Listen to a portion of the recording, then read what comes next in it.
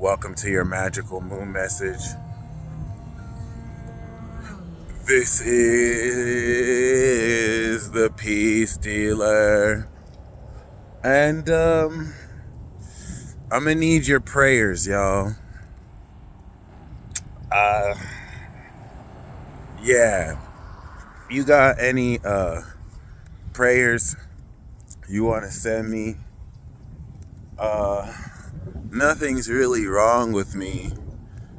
Let me say that again, because there's something very wrong with me. I'm not going through anything too difficult. It's just wearing socks and sandals. Pray for me. Welcome to your magic moon message. Moon in Cancer, Sun in Gemini. This is the second round. By the time we have the math, I think the Sun might be in Cancer. No, it might be in Leo.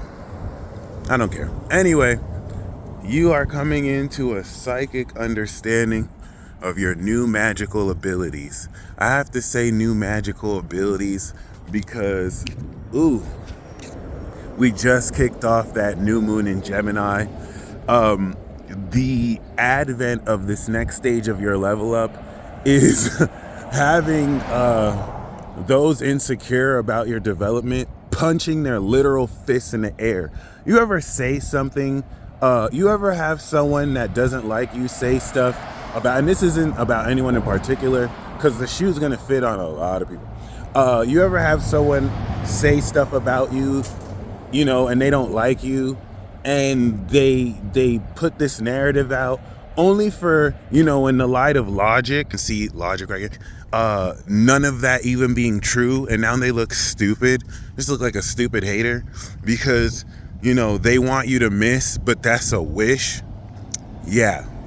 So this is definitely going to be felt in the receptivity of Cancer as the emotional cardinal sign, that in connectivity with Pisces gives you a perceptual idea of being receptive to psychic projections, and most importantly, especially with the sextile to Jupiter, how much you've grown from them and how much less they have to do with you. So great victory, especially where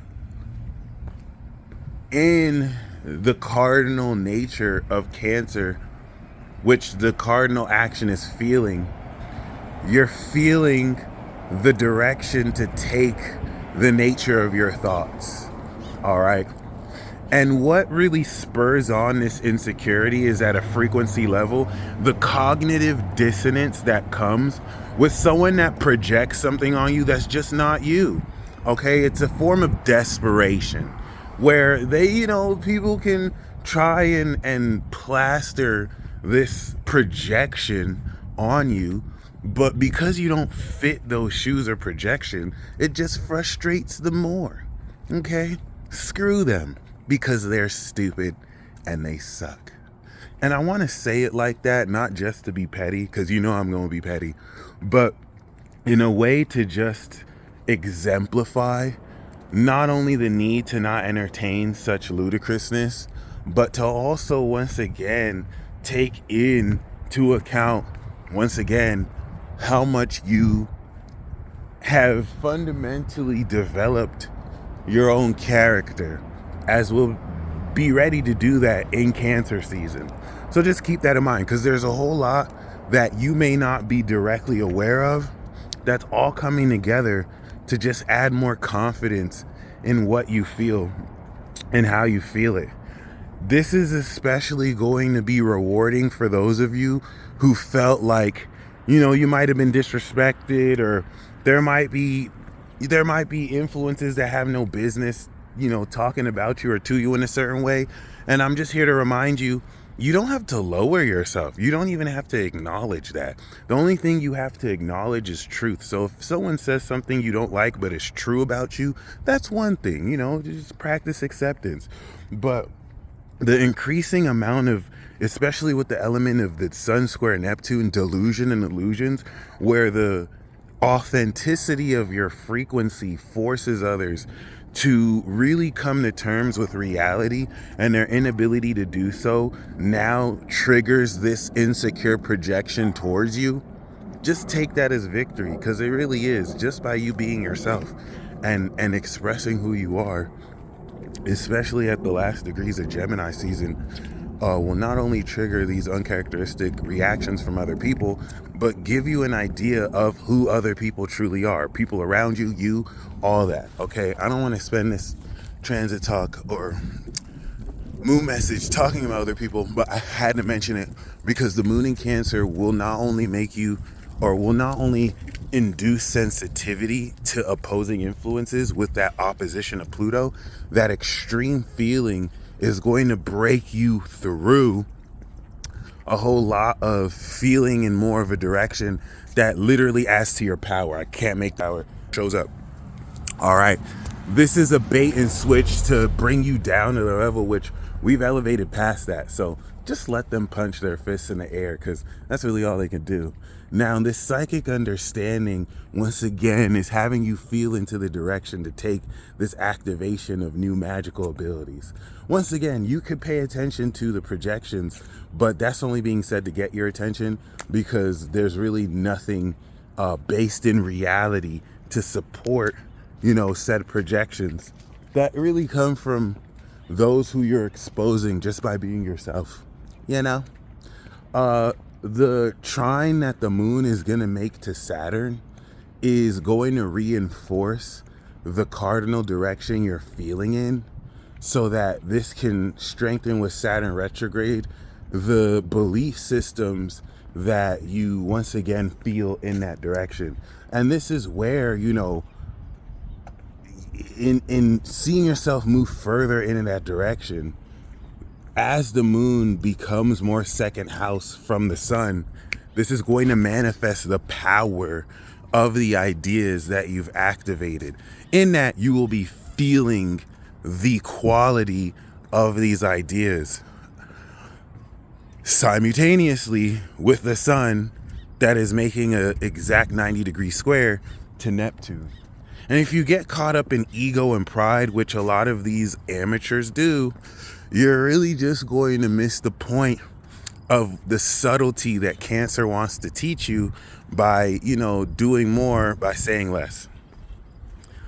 And also tapping into the unique energy signature that enables you to, once again, capitalize on the enlightened quality that we've activated.